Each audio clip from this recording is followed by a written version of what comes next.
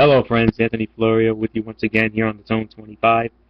Tonight I am going to review the TNA HardCORE Justice pay-per-view, which took place earlier tonight from the Impact Zone in Orlando, Florida. Originally there were 7 matches scheduled on the card, but they added an impromptu match, and there's going to be 8 matches that I'm going to review. Before I get to that, I just want to let you know what's going on here. Originally I was scheduled to join my colleagues from the Wrestling Forum, Derek Ferreira and Michael Fletcher, for their recap of the event. However, I could not join them tonight because I had a family cookout today, which ran late, and I ended up by the time I got home, the pay-per-view was already at the main event. But I ordered the pay-per-view so I could watch it later, and that's exactly what I did. So I'm gonna get right into it. First match of the night, it was tag team action. Kid Kash and Gunner going up against Chavo, Guerrero, and Hernandez. Chavo, Guerrero, and Hernandez, the winners of the match. A lot better than I initially expected this fight to be. I mean, if you saw the video I did with Michael Fletcher last night on his Braves Fan 95 channel, Fletcher and I thought originally that this was going to be the worst fight of the night, but this was anything but. This was a pleasant surprise. This was better than we initially expected it to be. So with that, I'm going to give it 2.25 stars. Solid opener. Great action here. Well-wrestled match. But no big surprise that Chavo and Hernandez won this fight. I mean, did you really think Chavo Guerrero in his first TNA pay-per-view was going to lose? Yeah, right. No way that was happening. So, big win there. So, 2.25 stars. Solid opener to start the pay-per-view. Alright. Second match of the night, the first of the 3 4-way Bound for Glory series hardcore matches. This was the Falls Count Anywhere match. Rob Van Dam versus Mr. Anderson versus Magnus versus the Pope D'Angelo De Niro. Well, scratch that. Pope D'Angelo De Niro taken out by the Aces and Eights faction. So that now left RVD, Anderson, and Magnus in a 3-way Falls Count Anywhere match in the Bound for Glory series. Winner gets 20 points. Winner of the match, RVD. Wow. I mean, 20 points for him, and he is now number 2 in the Bound for Glory series standings overall. 11 points behind the leader, Cowboy James Storm. Wow. I mean, this was a fun little hardcore brawl. Very good match. Nice spots. Some great near falls. 3-star match. Solid fight. I mean, for those of you who love the Falls Count Anywhere element, I mean, this adds to the great lineage of that match. I mean, there have been some great ones in the past, but I'll save that for another day, as I always say. So, very good hardcore brawl. Nice little Falls Count Anywhere match. My only gripe was that it was a little too short for my liking, but all I can say is I would have liked to have seen this get at least 15 minutes. This one got about 10 minutes. So, but for what they did, definitely 3 stars. So, nice win for RVD. Second in the standings, so who knows? Maybe he could be in that Final 4 next month at No Surrender. So we'll have to wait and see on that. Alright, third fight of the night. This was the impromptu match on the card for the TNA Television Championship. Devon defended against Frankie Kazarian. Winner and still TNA Television Champion Devon. Best TV title match I've seen in a long time. I mean, over the last few months, these TV title fights have been absolute stinkers. Duds, crapper fights. I mean, man, I mean, they were very weak. I mean, almost every TV title match that we had seen were either dud to 1 star at best, but leave it to a fantastic athlete like Frankie Kazarian, who I have been a fan of since day one, and especially from his days in my all-time favorite faction, Fortune, as we all know. So, fantastic match. Not the fight of the night, but definitely a surprising match. It's the best match that I've seen Devon work in a long time, but then again, he owes a lot of gratitude, I think, to Frankie Kazarian, because he carried him to a more than passable match. So, 2.5 stars for me. Very good match, and a lot better than I initially expected. So, let's move on to the next match on the card. This was for the TNA Women's Knockout Championship. Miss Tessmacher defending against Madison Rayne. Winner and new TNA Women's Knockout Champion, Madison Rayne. I'm sorry, worst fight of the night. 1.25 stars at best. There was some solid wrestling in this fight, but it was way too short, and Earl Hebner was the referee, and you knew it could only mean one thing: that Madison Rayne was going to walk out the TNA Women's Knockout Champion because of this angle with Madison Rayne and Earl Hebner. And sorry to say this, but Tessmacher got robbed. I mean, I was really hoping that TNA would have given her a good run with the belt.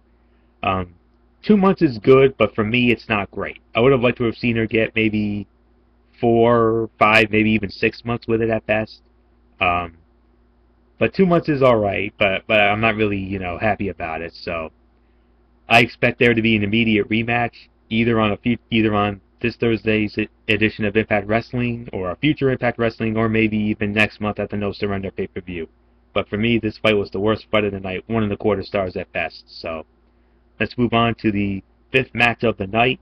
It was I believe it was the second of the Bound for Glory series matches. This was the tables match. Yes, it was the tables match. Cowboy James Storm versus Jeff Hardy versus Bully Ray versus Robbie E. 20 points to the winner. The winner of the match, Bully Ray. Wow. This was another fantastic hardcore style match here. Some sick spots in this one. Robbie E. actually worked pretty good in this fight. I'll be honest with you. I mean, even though I'm not the biggest Robbie E. fan, I've hated his gimmick since day one. Even when he had the beautiful Cookie, aka Becky Bayless, with him.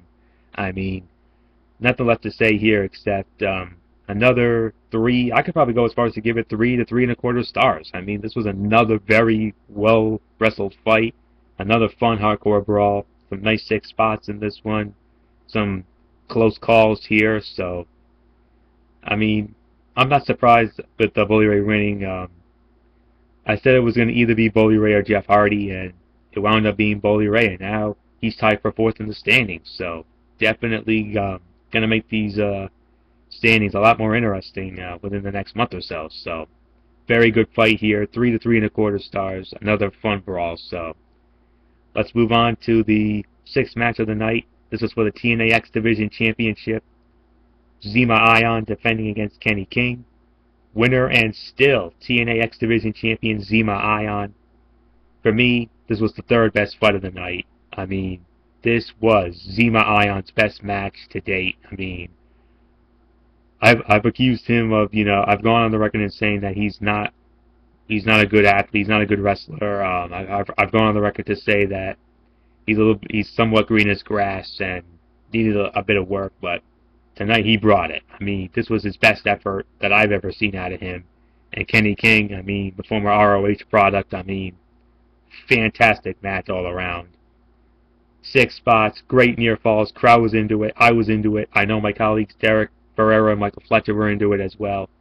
And I'm going to agree with them on their ranking. 3.5 stars, definitely 3rd best fight of the night. And one that you should definitely go out of your way to check out. This was a fantastic match from start to finish. So 3.5 stars, 3rd best fight of the night. Alright.